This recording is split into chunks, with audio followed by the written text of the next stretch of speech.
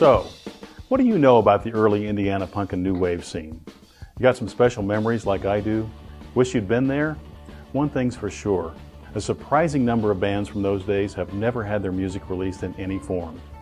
This, folks, is a crime. Time Change Records, a new label dedicated to releasing archival editions of Indiana music recordings, announces a new double CD entitled Early Indiana Punk and New Wave, The Crazy Al's Years, featuring 38 bands that existed between 1976 and 1983.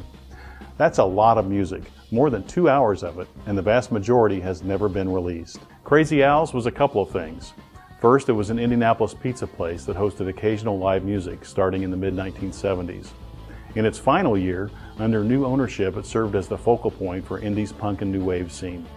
In addition to hosting legendary touring bands of the day, such as the Cramps, the Go-Go's, Joan Jett, and X, Crazy Al's became the place to play for young original bands in the early 1980s. This at a time when original bands were not generally welcomed at clubs, who preferred cover bands because they were safer and predictably profitable. Despite the thriving Crazy Al's scene, few of these bands actually made records or even cassettes. However, most of them recorded something, whether released or not. There were a few 45s and a handful of albums that actually got out, on labels like Gulcher, Affirmation, and Hardly Music. Maybe you know about the Red Snurts compilation, released on Gulcher in 1981.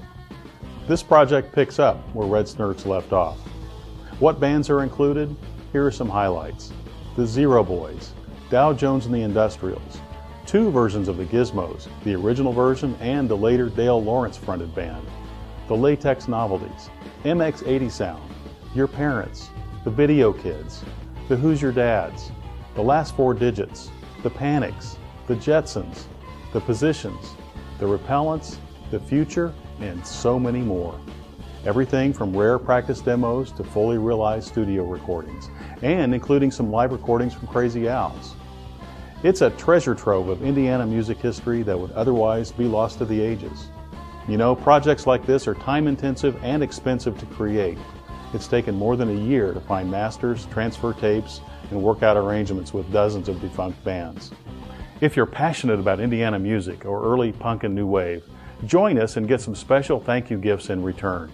Oh, and to be sure, this is just the beginning for Time Change Records. We have many projects in the works. Check our website, timechangerecords.com, for updates in the months ahead.